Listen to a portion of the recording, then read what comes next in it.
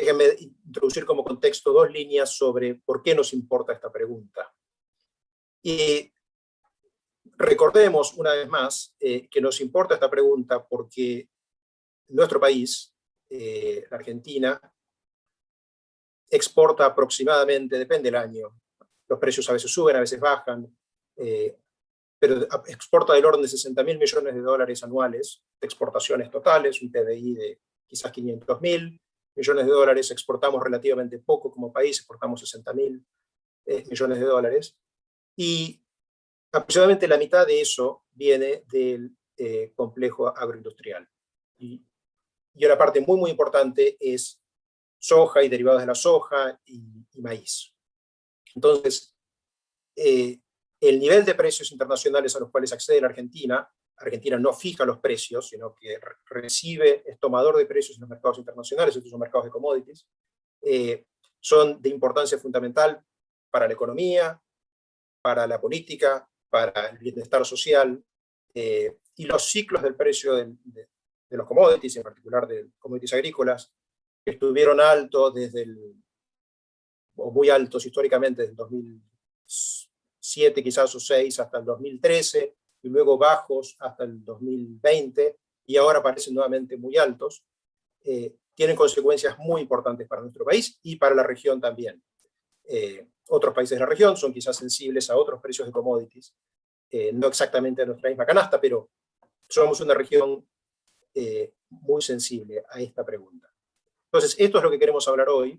No vamos a hablar de commodities en general, no vamos a hablar de petróleo o de cobre, vamos a hablar de commodities agrícolas, que es el expertise de nuestros invitados, y es, como digo, una pregunta fundamental. Un gusto estar acá y poder conversar sobre estos temas. 2 o 3 cosas quería decir antes. Me voy a referir a los commodities agrícolas, como ya lo advertiste, pero yo terminé mi carrera de ingeniero agrónomo en la década del 80, al principio de la década del 80, y ahí en esa década se decía, en esos tiempos se decían que la agricultura no tenía futuro y era lo que se llamó la década perdida, porque, bueno, justamente el aumento en la demanda de los productos era realmente muy poco dinámica. Eso cambió totalmente a partir de la década del 90 y desde hace unos 20 años se consolidó un aumento en la demanda, fundamentalmente de soja y maíz, impresionante, ¿no? O sea, la oferta y la demanda de estos productos son como 2 autos que andan a 300 kilómetros por hora, contra la oferta y la demanda de productos como el trigo, que son autos que andan a 100 kilómetros por hora. Por eso cuando Ivo hablaba de la definición de un superciclo como una tendencia al equilibrio o de equilibrio, no es lo mismo el equilibrio a 300 kilómetros por hora que el equilibrio a 100 kilómetros por hora. Es decir, cualquier error, cualquier problema en uno de los autos que anda a 300 kilómetros, que sería la oferta en soja o maíz, generan impactos mucho más dinámicos y mucho más o generan volatilidad que por ahí en otros mercados no tenemos. Entonces, hablando de esos temas, retomo lo que decía Ivo, que los precios de los commodities agrícolas tienden al costo de producción. Y yo agrego en el lugar nuevo que deben producir. Y por otro lado, esta aseveración o este juicio contrasta de alguna manera con esta idea de que los precios de los commodities se van abaratando con el tiempo. Pero en realidad no. Los precios tienden a la baja porque aumenta la productividad y bajan los costos por tonelada, pero al mismo tiempo la necesidad de ir aumentando la oferta, incorporando nuevas áreas en la producción, hacen que esos costos se aumenten. Es decir, tenemos una pulsión hacia la baja por la productividad y una pulsión al sostenimiento de estos precios que están vinculados con los costos, ¿no? Ahora, los costos esos para producir están en función de los costos de preparación de suelos, es decir, cuando uno incorpora una superficie nueva hay que preparar esos suelos y eso cuesta dinero y por lo tanto aumentan los costos. En general, esas zonas nuevas están más lejos de los puertos, entonces hay costos de logística que son diferentes. Las productividades al principio son menores, y hasta que aumenta la productividad puede llevar algún tiempo de ajuste tecnológico. Los precios de los insumos, obviamente, cada vez la actividad agrícola es una actividad más insumo dependiente por el tema tecnológico, los impuestos, más impuestos y aumentan más los precios, y como bien decía Ivo, el tipo de cambio, ¿no? O sea, todo esto puede ser que en Brasil, por ejemplo, incorporar tierra sea cada vez más caro y se necesitan precios mayores, pero si hay devaluaciones, como las que vimos y las que suele haber, las devaluaciones tienen un efecto reductor del costo de producción, porque diluye los costos de logística, diluye los costos de labores, de salarios, impuestos mismos, etcétera, etcétera. Es decir que los precios de los commodities tienden al costo de producción en el lugar nuevo donde debe producir, lleva un complejo análisis, ¿no? Porque eso es Brasil, podría ser que en un caso que conocemos bien. En el caso de Estados Unidos es menos dinámico porque hay menos posibilidad de crecimiento, pero bueno, el mismo trabajo habría que hacerlo en Ucrania, habría que hacerlo en las sabanas africanas, con otro tipo de dinámica. Ahora, esto no es tan lineal ni tan directo. Como bien decía Ivo, las fortalezas de las monedas o la asociación con otros commodities también pueden impactar, no de la forma que los costos, pero efectivamente, Ivo mencionaba que la fortaleza de la moneda no era algo tan directo. Yo diría que lo es un poco más directo si hablamos de los países que demandan grano. O sea, si lo hablamos del dólar contra el euro o contra el yuan, ahí hay un impacto. No es el mismo impacto que tendrían países, los países productores, como el caso de Brasil. Pero los casos de los países que demandan, se observa cada tanto una fortaleza que tampoco dura mucho, dura lo que dura la fortaleza en el tema de la moneda. Y obviamente asociación con otros commodities, la suba del petróleo aumentan los fletes, aumentan los costos de determinados insumos como los fertilizantes, es decir, que hay una asociación indirecta. El otro tema es que la existencia de los fondos especulativos exacerban esas tendencias. Es decir, las expectativas sobre la oferta o la demanda y el equilibrio nuevo, esa tendencia del equilibrio y las opciones de inversión hacen que los fondos se vuelquen más a estos precios. Y ya sabemos, los fondos especulativos tienen un poder, digamos, para subir o para bajar los precios enorme, porque se comercializan, creo que son 15 o 16 veces los volúmenes físicos, es decir, que el impacto realmente de estos fondos es muy importante. Ahora, estos fondos sí son muy importantes en el mercado porque son los que generan la liquidez. Si solamente dependiéramos de los compradores naturales de los commodities, los que procesan, los que consumen, la verdad que la demanda sería diaria muy baja y no tendríamos liquidez diaria como para hacer operaciones y por lo tanto la transparencia de los precios sería mucho, mucho menor. Yo alguna vez dije que los fondos especulativos eran los mejores aliados de los pequeños productores. Quería referirme con la frase esa a que gracias a los fondos especulativos tenemos mayor transparencia en los precios. Bueno, bien, entonces acá tenemos una primera aproximación en donde se podría decir que en contextos de demanda creciente, que es la que tenemos desde hace 30 años en el caso de la soja y del caso del maíz, y restricciones en la oferta, porque este auto de 300 kilómetros de la oferta tiene problemas, a veces se ahoga, a veces se despista, que son los problemas climáticos, hay problemas ambientales, no se puede crecer indefinidamente aumentando tierra, y la otra forma de crecer es aumentando la productividad, y ahí también hay restricciones. Los aumentos en productividad son menos del 1% anual, es decir, que hay una restricción al crecimiento de la oferta bastante importante. Entonces, vuelvo a decir, en contextos de demanda creciente y restricciones en la oferta, los precios tienden a crecer dentro de un rango, y ese rango está en función de la oferta anual, de la moneda, de los fondos, de las políticas que alteran la demanda o el fluir de la demanda o de la oferta, como también Ivo se refirió a casos de proteccionismo que empiezan a aflorar en algunos países importantes en el comercio de granos.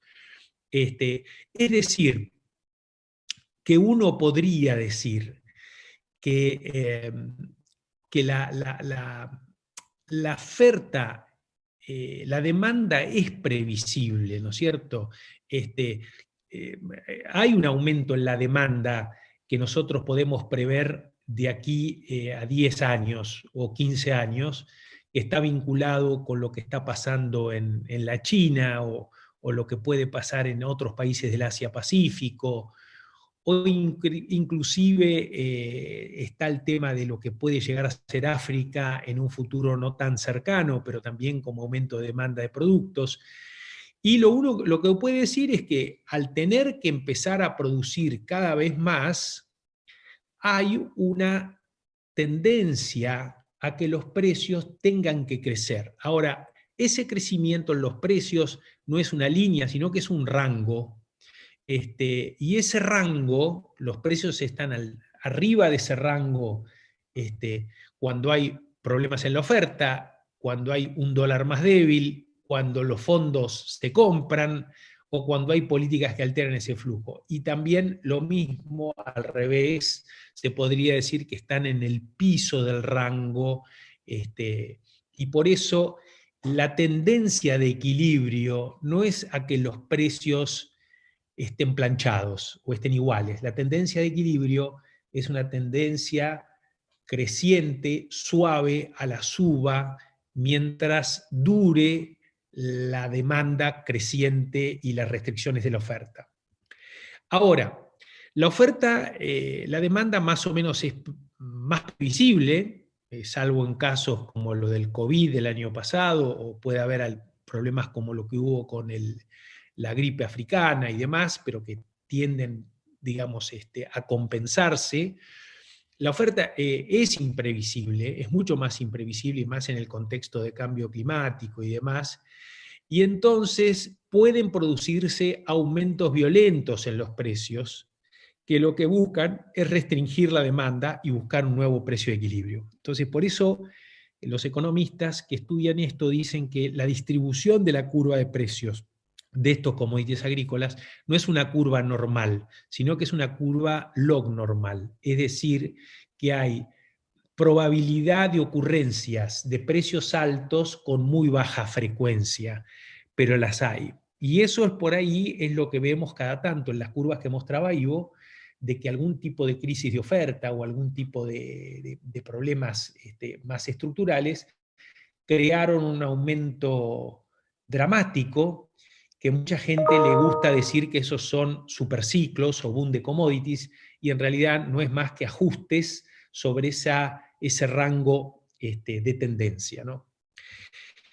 Por último, también uno no podría llegar a descartar de que haya dentro de esta cuestión que yo planteo como de inestabilidad previsible, que puede haber cisnes negros, que cambien las tendencias o que alteren algunas cosas. Bueno, se me ocurre, justamente por ser cisnes negros, nadie los puede prever, así que si ya estoy diciendo algo, ya estas cosas que digo acá no son cisnes negros, pero la carne artificial no sabemos el impacto que puede tener, las restricciones al crecimiento en las superficies con políticas ambientalistas mucho más fuertes y mucho más restrictivas, ¿Puede haber explosión en las productividades? Bueno, a través de la biotecnología y demás, a veces uno se imagina que podría haber algún tipo de aumento en las productividades que superen notablemente ese 1%.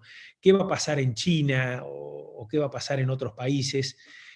África podría ser un demandante extraordinario, pero es cierto que también África también podría producir granos en las sabanas. Entonces, para finalizar los comentarios, ¿no? Estuvimos hablando de precios, pero en realidad nosotros tenemos que hablar de P por Q, de precio por cantidad. Es decir, en política pública, al gobierno argentino, lo que sea, no es solamente un problema del precio, sino un problema de cantidad. Los precios son difíciles digamos, de predecir y son difíciles de capturar, pero sí la cantidad. Si nosotros no tenemos cantidad de soja, si no producimos mucha soja y mucho maíz, por más que haya precios altos, no lo vamos a poder, no vamos a poder capturar esa oportunidad. Con lo cual, la reflexión académica, un capítulo importante es el precio, Nicolás, pero a lo mejor 2 o 3 capítulos más importantes que el precio es cómo hacemos para producir más, porque ahí se nos va el tiempo, se nos va la oportunidad. Y no solamente producir más granos, sino cómo armamos una estructura de demanda de esos granos que no dependa tanto de un solo comprador o de un solo tipo de producto, ¿no? Así que bueno, muchas gracias por la oportunidad de generar estos intercambios. Una primera pregunta del público es, ¿en qué horizonte piensan ustedes que los efectos climáticos, los efectos del cambio climático, que pueden manifestarse como un incremento de la frecuencia de inundaciones que estamos viendo en Europa y en Asia? Eso es un incremento de ciertos episodios destructivos para la cosecha, la producción en particular, pero también hay otra manifestación posible del cambio climático, que es el corrimiento de las fronteras de producción. Y entonces se habla de soja en Siberia o de más soja en Canadá, o cuestiones por el estilo. Entonces, la primera pregunta para ustedes es, pensando en el impacto que pueden tener precios y también en la producción, ¿cómo ven el impacto del cambio climático en mercados agrícolas y en qué escenario temporal ven esto materializándose? Sí, la realidad es que los impactos del cambio climático ya empiezan a estar presentes, ¿no es cierto? Es decir, si uno ve los modelos que proyectan qué va a pasar en distintas geografías con el cambio climático, hay zonas del mundo donde va a haber más sequías o más restricciones de agua y zonas donde va a haber más agua. En todo caso, por ejemplo, en el caso de Argentina, se prevé que haya más agua. El problema no es que vaya más agua, que eso sería fantástico, porque serían lluvias tropicales en los suelos argentinos, es como, digamos, están en el paraíso. El problema es que esas lluvias no se producen en forma, no sé, se producen en formas explosivas, ¿no? Generando inundaciones, problemas de acceso. Entonces, esas lluvias no necesariamente, digamos, van a ser positivas, o van a haber sectores, geografías afectadas negativamente y probablemente otras geografías afectadas positivamente. Y va a haber mucha inestabilidad. Y yo creo que en esa inestabilidad de oferta y de demanda, los mercados van a reaccionar, obviamente. Como digo, los mercados en este momento están muy a la expectativa de la oferta norteamericana, porque hay que llenar la canasta de los stocks, porque la demanda sigue siendo alta y cada vez más alta. Y después que se termine de llenar los stocks con la producción norteamericana, va a venir la argentina, la brasileña y la de otros países. En fin, el mercado va a estar muy a la expectativa de lo que es la oferta, y la oferta va a ser volátil,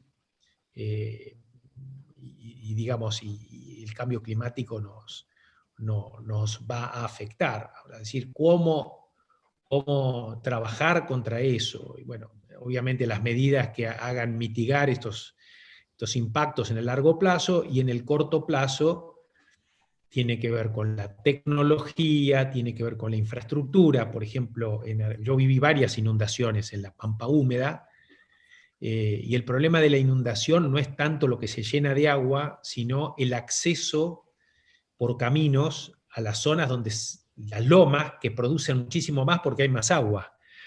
Entonces, si no tenemos caminos, es complicado, con lo cual, bueno, una política pública puede ser fortalecer de alguna manera la infraestructura que permita acceder a zonas productivas, ¿no?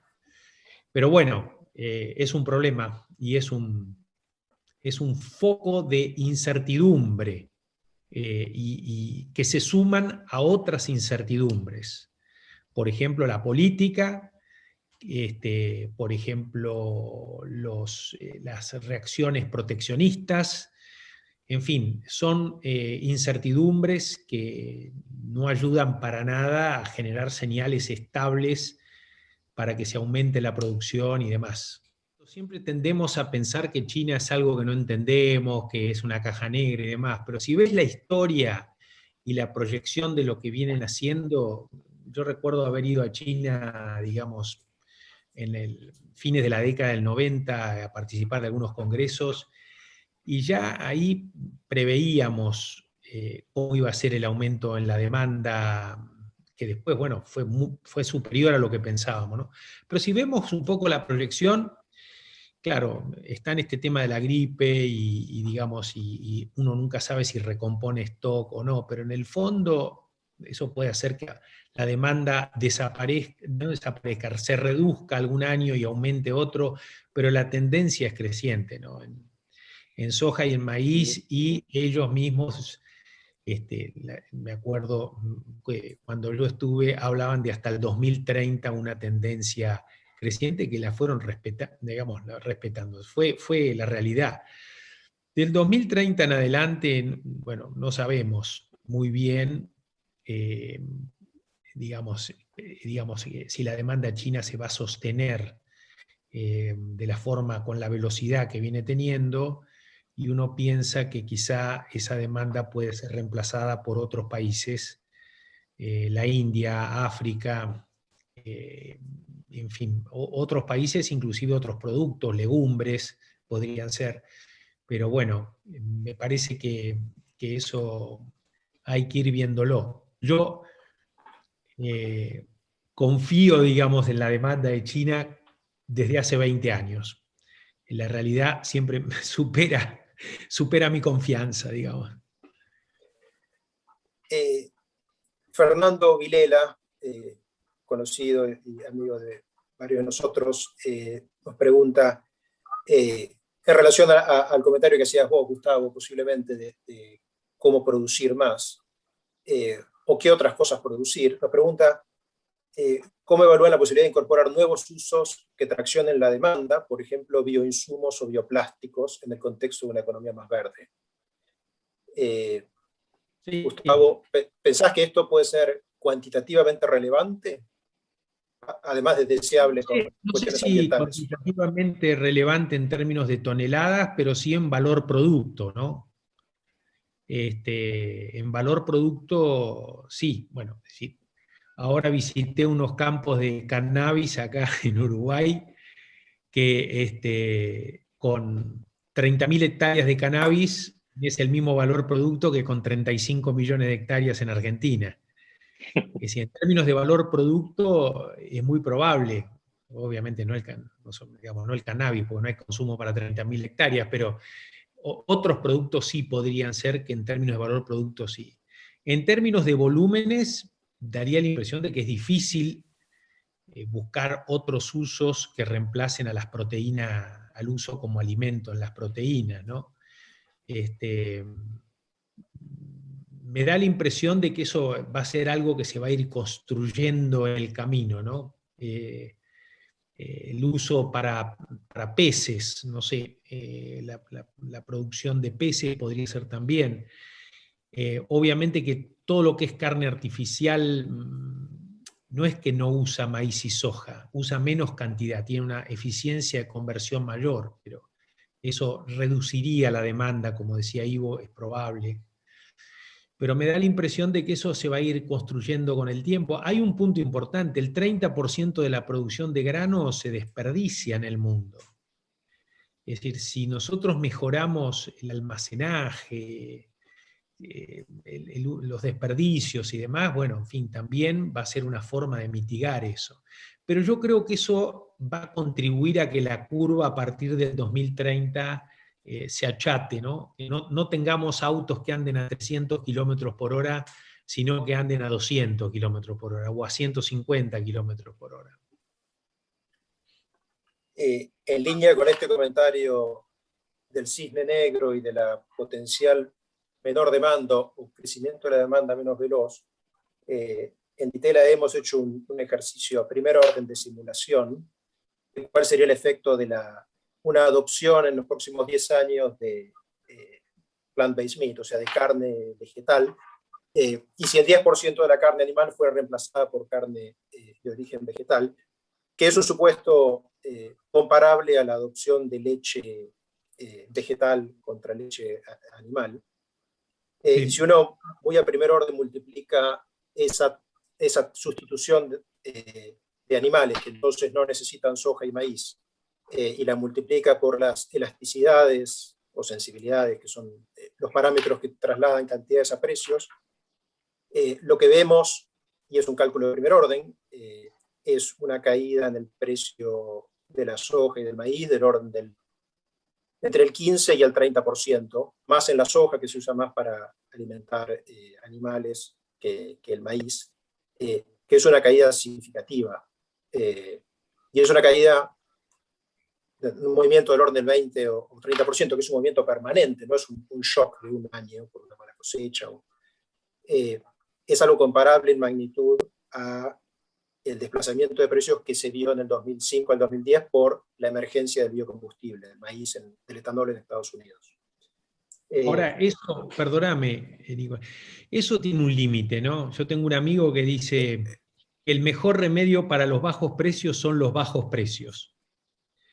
Es decir, que si los precios bajan mucho va a haber menos producción y los precios van a tender a como un piso de resistencia que tiene que ver con el costo de producción. Y esa dinámica va a estar así. Si el costo de producción entre 20 años a esta parte aumenta, porque se requiere entrar en nuevas zonas y los precios se van a sostener. En ese caso yo coincido bastante con Ivo de que vamos a tener precios sostenidos probablemente en niveles más bajos cuando haya un nuevo equilibrio con la oferta, pero nunca los precios que tuvimos de $150 o de $200 la soja, ¿no? Porque eso desactivaría la producción de soja. Sí, un 30% a partir de los niveles de ahora, creo que te deja bastante más alto que 180, pero entiendo el comentario. 30% están en ese rango que yo hablaba, ¿no? Es decir, los precios pueden estar entre $350 y 500, ese es el rango.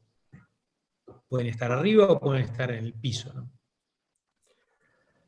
Bueno, les agradezco nuevamente a todos los participantes y las preguntas que fueron llegando, y a Ivo, Gustavo, por sus participaciones y contribuciones. Como ven, quedan un montón de preguntas que no vamos a resolver, que genuinamente desconocemos su respuesta, pero a mí me ha servido mucho para pensar en esta pregunta, ¿qué va a pasar con los precios a largo plazo, que es tan relevante para nuestro país? Y Gustavo, podemos hablar también de cómo estimular la producción, podemos hacer una segunda charla. Estás invitado formalmente a seguir conversando sobre estos temas. Hoy el foco era mercados internacionales, pero tenemos que hablar también de producción acá.